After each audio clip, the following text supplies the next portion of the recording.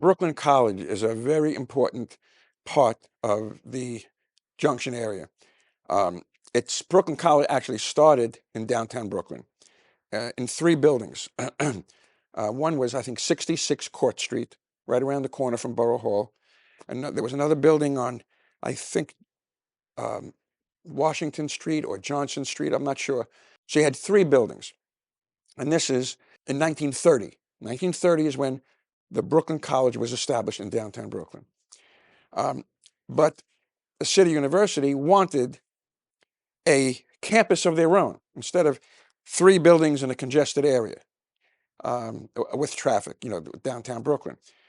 So they started looking for spaces in and around the rest of Kings County. There was a site that was suggested to be right near where the Grand Army Plaza Library is. All right. There was a site in Bay Ridge where Owl's Head Park is now located. All right. That was a big piece of parkland, a big piece of property there, about 40 acres. And another site was the Junction area, because the Junction area was pretty much undeveloped. There were some stores. There was open land. Developers were first starting to come in, buying up a lot of the farmland just after the turn of the century. So by 1915 or so, the Junction area started to show a little bit of growth, primarily because you have the Flatbush trolley and the Nostrand trolley, okay? There were no trains yet until 1920, when the IRT arrived at the Junction. Right about, if you know where the Subway sandwich shop is, right about at that location is today a stairway going downstairs to the 5 and the 2 train. I drop my son off there twice a week to go into Manhattan. So that was the beginning. Now, we have to bring the three East River bridges into this.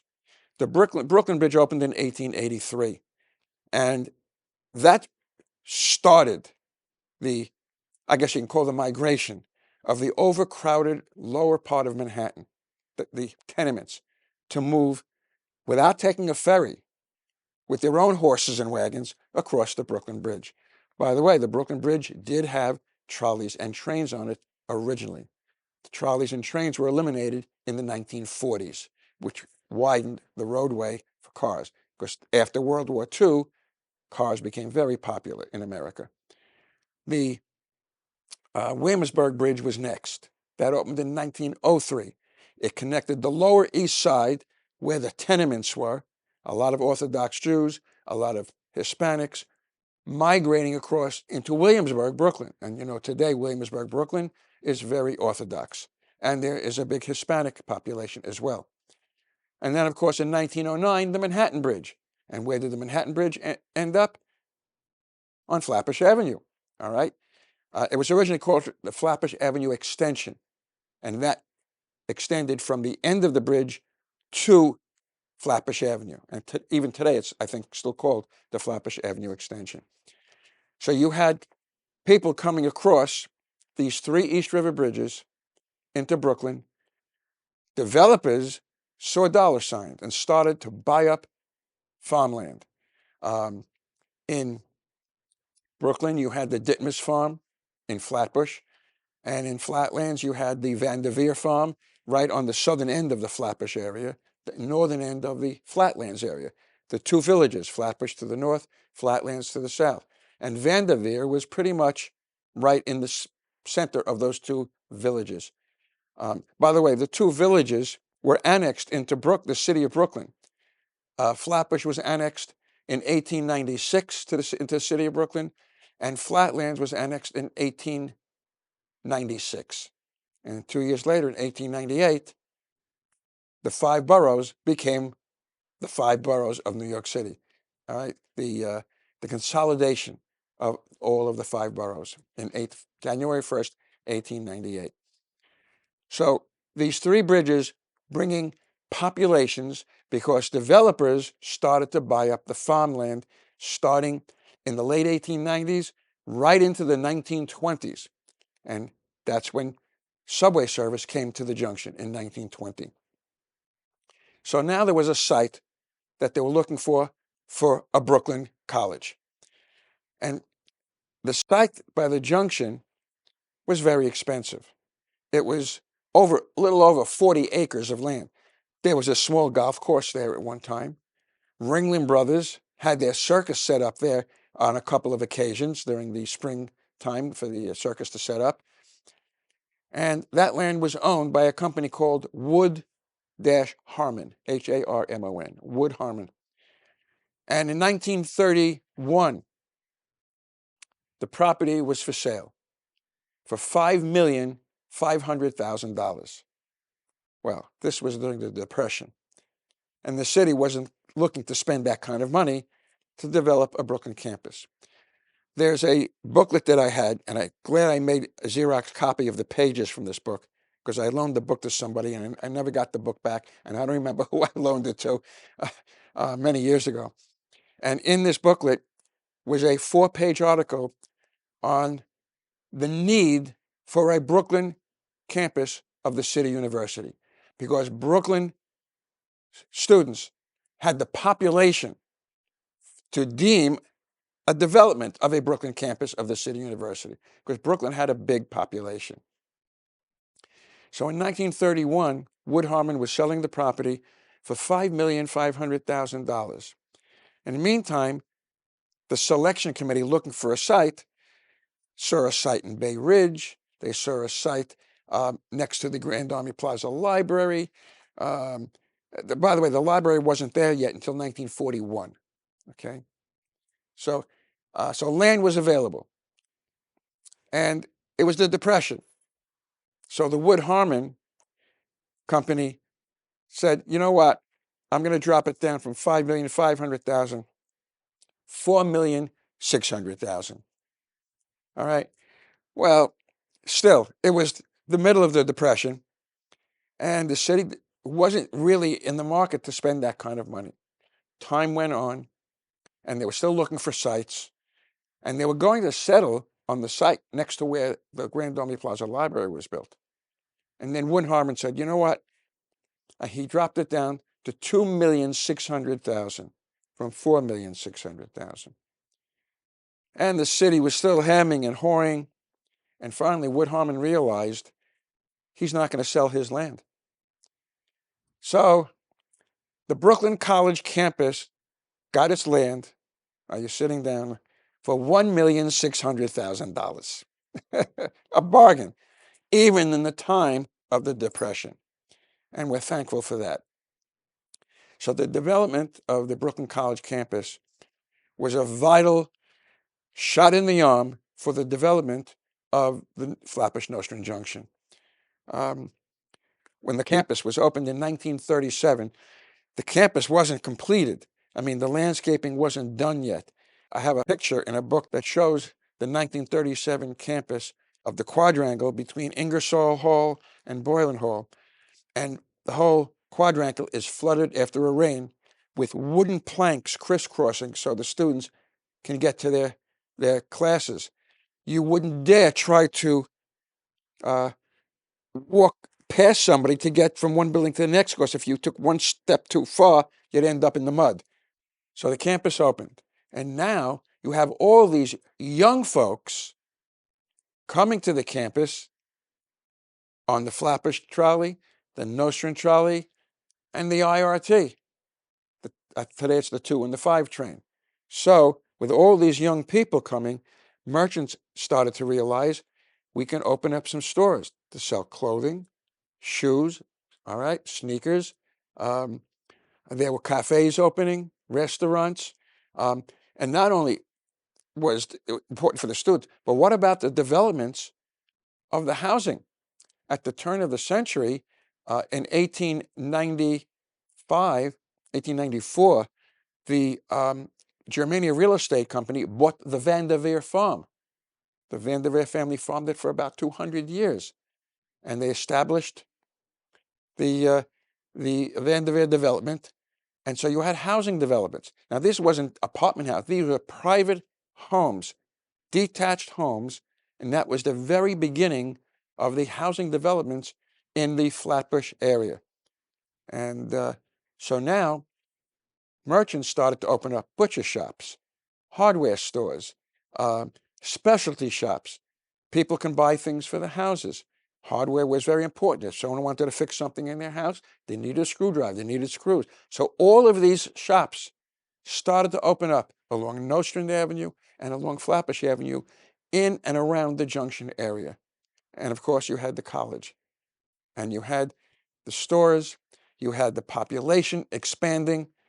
And as time went on, following World War II, when all the soldiers were coming back, they needed more housing. So more housing was being established. This time, apartment houses instead of the private houses. So you had more of a population coming to in and around the Junction area, as well as other areas of Brooklyn as well. So the population really exploded. The population in Brooklyn was about 2,600,000, which made it, I guess you might say, the third largest city in the United States. Just Brooklyn by itself, you take the 5 boroughs into account, you had 8 million people. So America started to fall in love with the automobile following World War II. My family's first car in 1947 was a black 4-door Plymouth. And I remember my mother learning to drive with that stick. It wasn't a stick shift on the floor, it was on the handle. I remember she picked us up from school one day in a snowstorm, and the car was jerking back and forth because she was having trouble with the stick shift. And so on Flatbush Avenue, you had automobile dealerships. There was, on Flatbush Avenue, just north of the Junction, there was an Oldsmobile dealership right on the corner of Flatbush, and was it either Farragut or Foster Avenue? One of those corners. And I know that Oldsmobile sign was still up there up until about 4 or 5 years ago. A lot of these automobile dealerships have gone now, but it was important. People would come to go buy a car. Well, it was time to go get a snack to eat. So all of this stuff was all in and around the Junction. That's it. And Politician was free too. yes, and Brooklyn College was a free institution, all right? And my wife and I got in there just in time for it to be free. And so this was really important for the development of the Junction area. Automobile traffic, bringing more people from other areas around Brooklyn, all right? And you had specialty shops opening up. You had, I remember, Wolfie's Coffee Shop right at the Junction, right on the corner of Nostrand and Flatbush, Wolfie's Coffee Shop. And you know where there was another Wolfie's? In Miami Beach, Florida. I remember my grandparents lived in Miami, and we were in Miami Beach for part of the summer one year, and I remember Wolfie's on Collins Avenue. It's under the same ownership as the Wolfie's at the Junction. It's very interesting. Then there were coffee shops and restaurants and cafes at Flatbush Junction. Right now, we are considered the king of the quick service restaurant business. We don't have any fine dining or any coffee shops, primarily because the people that support the junction, pass through the junction, are always on the go. We're a transportation hub, and Brooklyn College as well.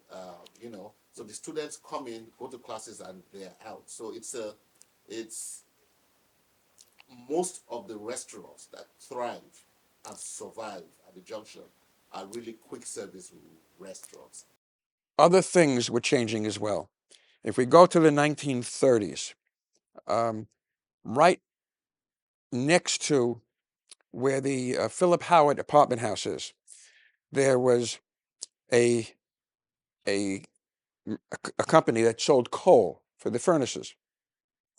And above the entrance to go get a delivery of coal there was a sign in 3 languages. This is in the 1930s, to give you an idea of the demographics of the area then. It was in English, I don't know whether it was Spanish or Italian. I got to look at the sign again. And in Hebrew or Yiddish. So you had Jewish, Spanish, or it could have been Italian, and English. That was a large part of the demographics, okay? By the 1960s, the demographics of the area started to change rather dramatically. A lot of the Jewish population in the 1960s, a lot of people would vacation going up to the Catskill Mountains, the hotels in the Catskills. They started traveling now with jet travel in the 1970s. You can fly to Europe and go on vacation, okay? So a lot of the demographics started to leave the area. A lot of the population started to move to the suburbs. In the 1940s, Mr. Levitt built Levittown in Long Island. He also built Levittown, Pennsylvania. And I remember as a kid looking in the newspapers, and you see these advertisements in the 1950s, come out to the greener pastures, Levittown, Long Island, buy a home for $4,900. $4,900. Today, that's not even the closing costs today. I remember that. And Levittown has always been, and there were also kind of people of color were barred from buying any of these houses. That's correct. So the black population started to come into Brooklyn primarily from the South in the 1930s during the Depression, coming up, trying to find work in the big northern cities during the Depression. And that's how the Bedford-Stuyvesant area became called Bedford-Stuyvesant. You had Bedford and Stuyvesant. And the Brooklyn Eagle newspaper started to meld these two communities together, and it became what was once a Jewish neighborhood became a very mixed community and eventually a black community. A lot of people started moving to the suburbs of Long Island and to New Jersey because the automobile allowed that. And why New Jersey? Because the Verrazano Bridge opened in the 1960s, 1964, the Verrazano Bridge. You didn't have to take a ferry across the Staten Island anymore. So Brooklyn's population started to diminish a bit. Its Jewish population diminished from about 900,000 in the early 1940s to about 500,600 in the 1970s or early 80s.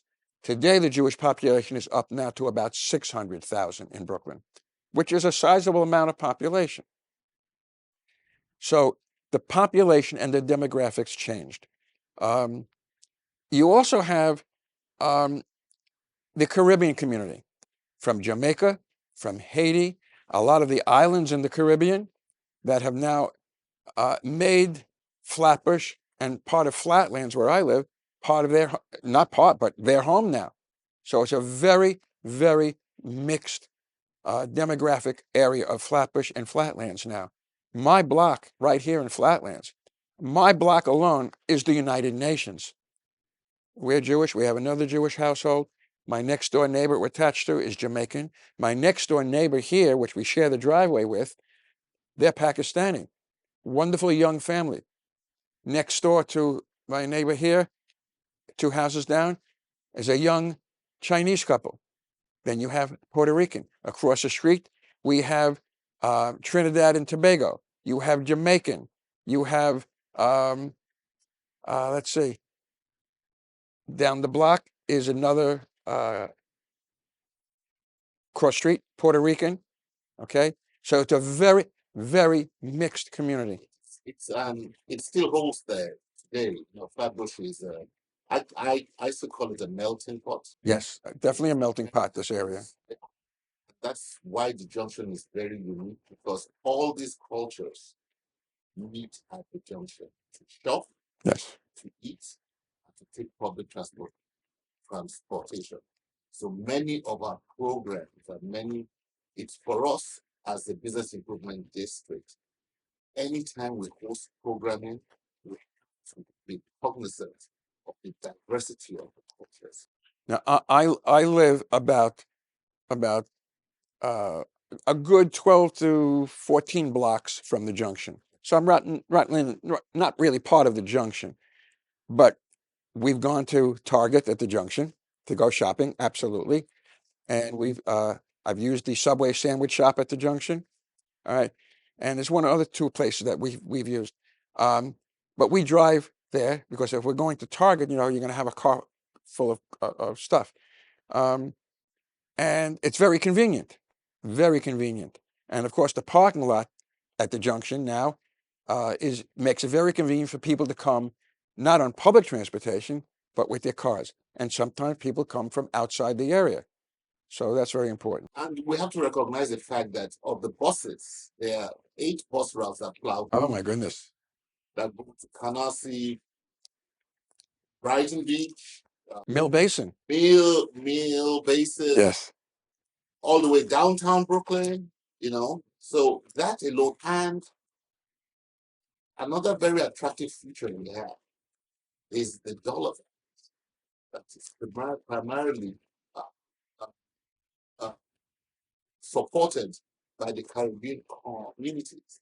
And these dollar bands are kind of offshoots of the kind of bands in many of these Caribbean countries. Right. So it's very diverse and it's exciting to see different cultures making such an imprint in creating so much value for the junction.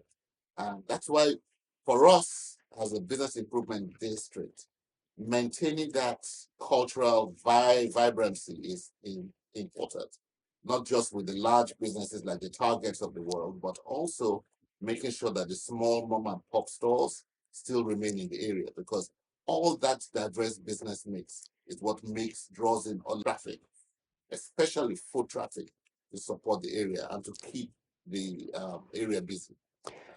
We're very excited about that. I mean, as was mentioned, besides, of course, the Flatbush bus and the Nostrum bus, there are so many other bus lines, as was mentioned, and they come from all parts of Brooklyn, and you see people getting on the buses, and you see people getting off the buses from all over the borough, and the junction area has become a cosmopolitan of shopping, transportation, eating, education. I've even walked it because sometimes if I'm coming from the city and I get off at the junction, like I take the 5 train, I get off at the junction, then I would take the Flatbush Avenue, the B41 bus to Flatlands Avenue, all right? And I'm waiting for the bus, and I said, forget about it. And I start walking. And I'm walking, and on 2 occasions, I got to Flatlands Avenue before the first bus came. So what I've noticed in and around the junction area, occasionally a store will close up, but not long after, it's rented out again. So people see that there's opportunity here.